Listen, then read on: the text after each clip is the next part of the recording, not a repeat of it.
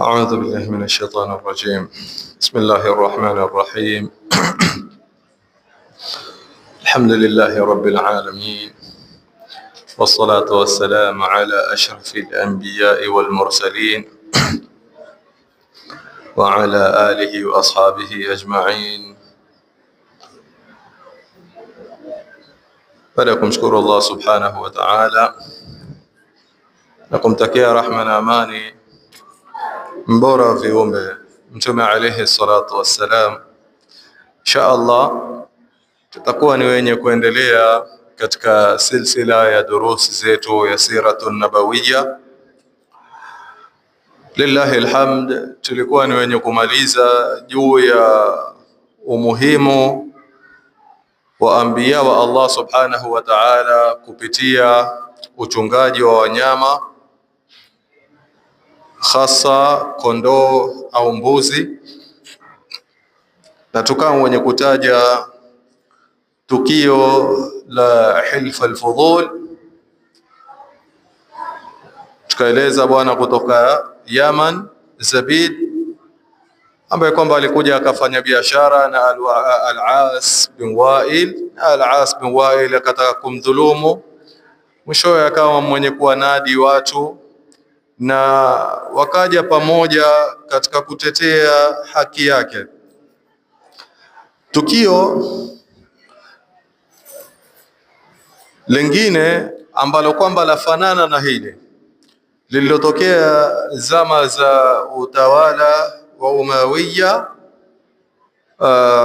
khilafa ya familia ya Banu Umayya, na hii ni miongo kadhaa baada ya kufariki Mtume sallallahu alayhi wasallam. Na hili tukio lilikuwa baina ya mjukuu wa Mtume sallallahu alayhi wasallam, Al-Hussein bin Ali bin Abi Talib radhiyallahu anhuma, baina yake na Al-Walid bin Utbah bin Abi Sufyan.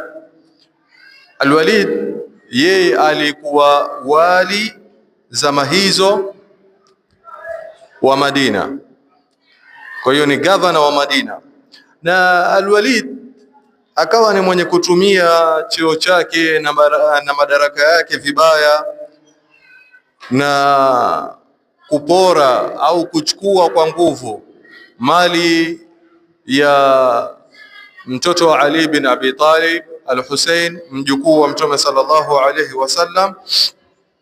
Na Al-Hussein akawa ni mwenye kumfuata Al-Walid bin Utba bin Abi Sufyan na akamwambia, nipe mwenyewe mali yangu, la sivyo nitaingia ndani ya masjid na niwaite watu katika hilfa al-fudul. Ili tukio lilitokea kabla ya Uislamu, lakini lilichukuliwa mfano kwa generations baada ya Uislamu kuingia na kutawala. Hussein amwambia, nipatie mwenyewe mali yangu, la sivyo mimi nitaingia msikitini ni wanadi watu katika hilfa al-fudul, makubaliano ya kutetea haki za wanyonge, kwa sababu Al-Walid bin Utba yeye alikuwa gavana.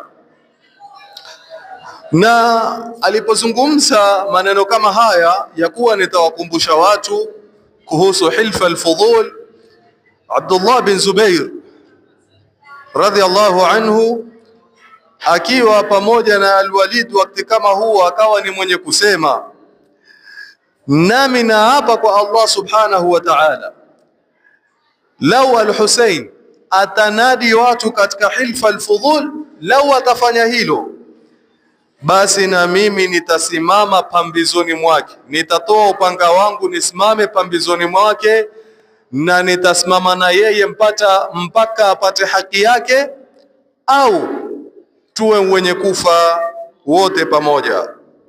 Sasa wengine ambao kwamba walikuwa wasikia mazungumzo kama haya,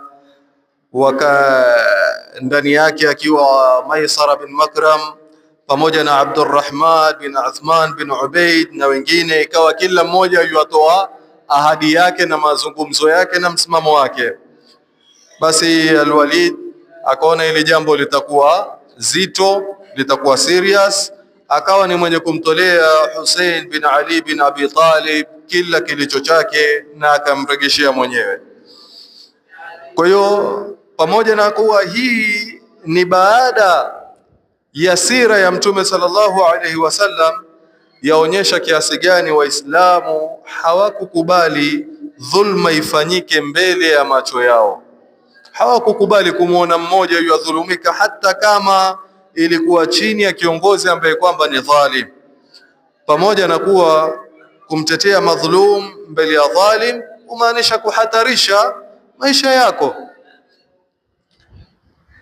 kwa sababu ile shari ambayo kwamba imemfikia yaweza ikamfikia yule ambaye kwamba anakuwa ni mwenye kumtetea. Pamoja na hayo, walikuwa ni wenye kusimama juu ya hilo, na ni mfano kwetu sisi. Yatakaniwa tufanye hivyo hivyo ili Allah subhanahu wa ta'ala awe ni mwenye kuturidhia, kwa sababu ni amri ya Allah subhanahu wa ta'ala, wataawanu ala albirri wattaqwa wala taawanu ala alithmi waludwan, na mshirikiane, mtiane nguvu juu ya wema na ucha Mungu, wala msishirikiane katika uovu na uadui.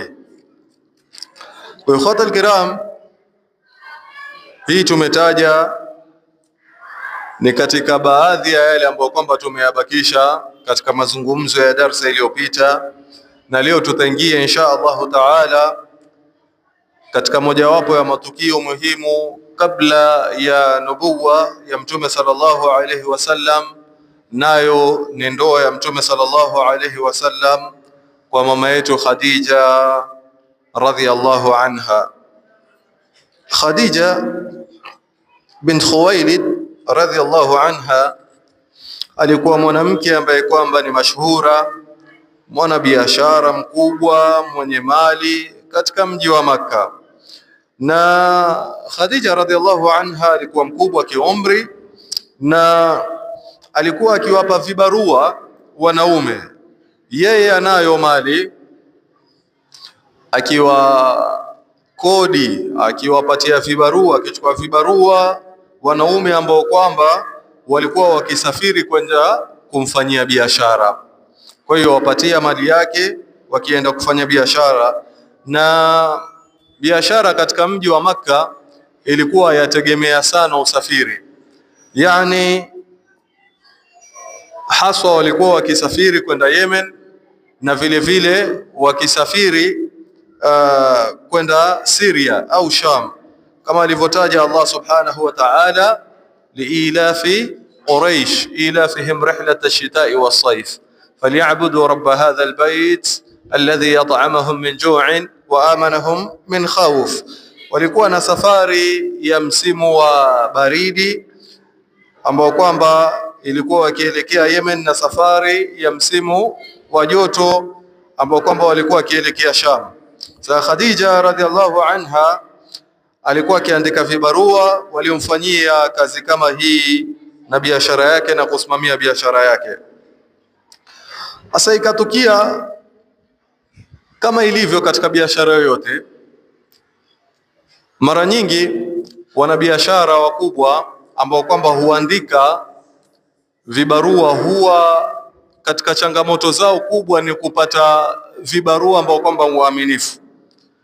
Na hii changamoto radhiallahu anha alikuwa ni mwenye kupambana nayo, ikawa yuatafuta ambaye kwamba muaminifu, na akasikia sifa za Mtume sallallahu alaihi wasallam, akawa ni mwenye kumtafuta na akampatia kazi Mtume sallallahu alaihi wasallam. Na hii ni nasaha muhimu kwa wanabiashara.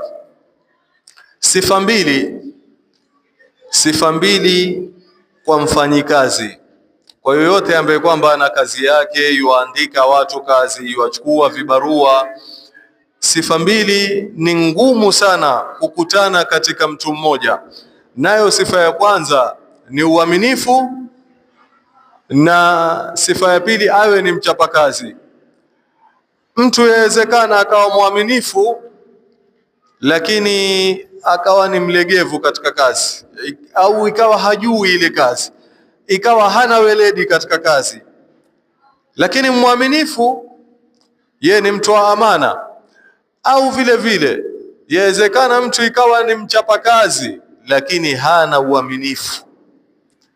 Kazi yuweza akaifanya vizuri, walakin ikawa yuaiba, ikawa yukosa uaminifu katika kazi, kama vile alivyoitaja Allah subhanahu wa ta'ala katika sifa alivyosifiwa Musa alayhi salam, inna khaira man istajarta alqawiyul amin.